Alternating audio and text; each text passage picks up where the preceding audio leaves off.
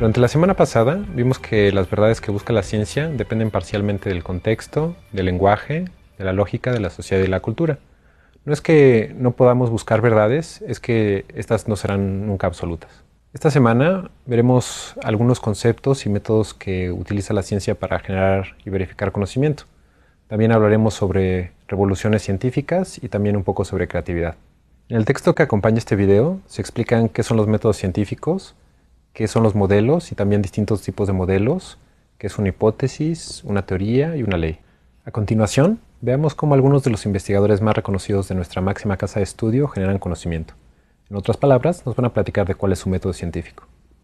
Sí, bueno, yo creo que la ciencia se hace en forma muy parecida a cómo se hace el arte. A pesar de que se dice que la ciencia es 99% perspiración y solo 1% de inspiración, yo creo que es prácticamente al revés. Yo creo que la inspiración es lo más importante. Me parece que la gente suele creer que hay una actividad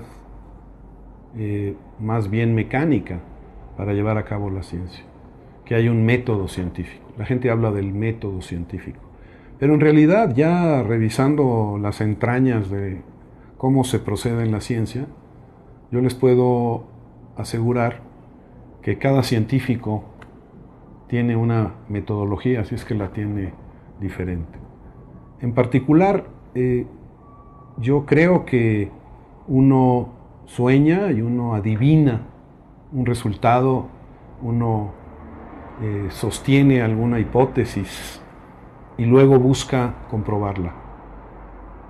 Pero la parte más importante, sin duda, es la de la inspiración y la del placer que produce el buscar y el encontrar y el descubrir una pequeña verdad, aunque sea esta pequeñísima. Nosotros, los antropólogos, trabajamos mucho en lo que se llama la etnografía.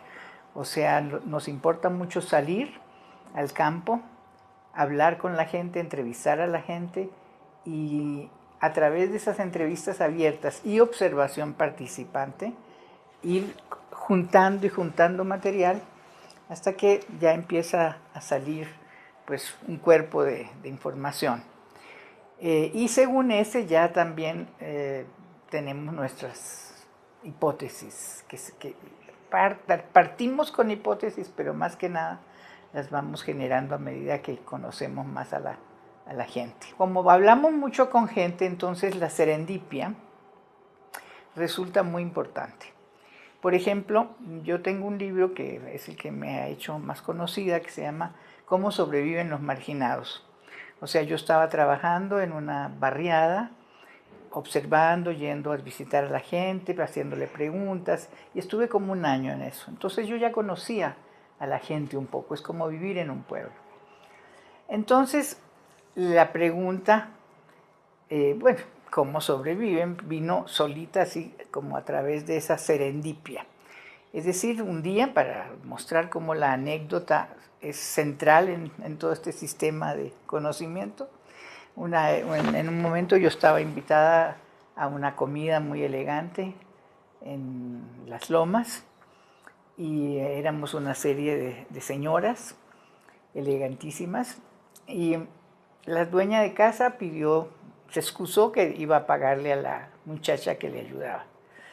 Entonces al ratito volvió con la mano en la cintura así y dijo: yo no sé cómo sobrevive esta gente. Tiene 5 hijos, su marido se murió, yo le pago tanto y yo me pregunto cómo sobrevive. Bueno, después de trabajar un año con gente a la que yo ya había definido como caracterizada por su inseguridad de ingresos y de empleo, entonces se me prendió el foco y dije, claro, esta es la pregunta de mi investigación, ¿cómo sobreviven los marginados? Pero para haber llegado a esa pregunta yo tenía que haber hecho un trabajo de campo de por lo menos 8 meses.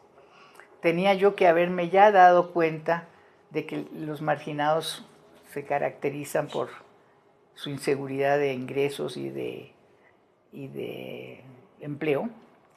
O sea, ya estaba hecha, digamos, construida la infraestructura como para que cualquier pregunta que hiciera esta señora me llevara directamente a la pregunta de mi investigación. O sea, después de un año yo llegué a la pregunta, no empecé por la pregunta. Entonces esa es una manera de trabajar. La otra manera es empezar por la pregunta, simplemente por conocimiento de la literatura, etcétera, y de ahí en adelante seguir contestándola, ¿no? Bueno, así más o menos es como yo trabajo. Uso muchos métodos científicos y que está basado en una idea muy elemental que tratamos de elaborar en el laboratorio. Queremos entender la relación directa que hay entre la actividad de las neuronas del cerebro y los procesos cognitivos. Y dado que no tenemos acceso al cerebro humano, tenemos un modelo experimental que es el primate, es el mono, que es entrenado para hacer cosas muy cercanas a lo que hacemos nosotros. Y nuestro método es muy observacional.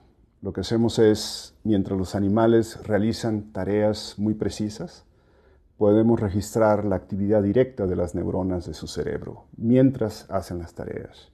Colectamos esos datos y después utilizamos muchos métodos analíticos, tomados prestados de la teoría de detección de señales, de la estadística, de la física, de las matemáticas.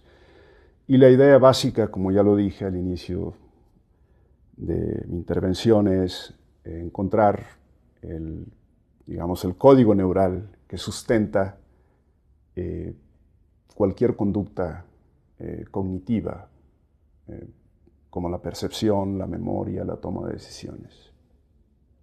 La arqueología, por definición, es una ciencia observacional que trabaja fundamentalmente con trazas materiales de actividades del pasado. En ocasiones, la parte fundamental es detectar áreas de actividad, es decir, asociaciones de materias primas, objetos, instrumentos de trabajo, productos semiprocesados que nos evidencien qué actividades ocurrieron en qué espacios arquitectónicos. Y muchas veces esas trazas no solo son objetos arqueológicos, desechos arqueológicos macroscópicos, sino pueden ser células de polen, compuestos químicos, restos de fauna, enterramientos humanos, además de instrumentos, objetos, materias primas y desechos. De tal manera que el arqueólogo trabaja fundamentalmente como un gran integrador de información que proviene de distintas disciplinas naturales, ciencias exactas y fundamentalmente ciencias antropológicas. A veces el arqueólogo replica esas actividades en el presente con el fin de evaluar si los desechos que produce, si los instrumentos que utilizó y si los productos que se evidencian en esa cadena operativa son similares a los que está detectando en el pasado. Es una ciencia observacional, a veces hace arqueología experimental, pero fundamentalmente, por lo menos la arqueología que yo hago, es la integración interdisciplinaria de ciencias naturales, exactas y antropológicas.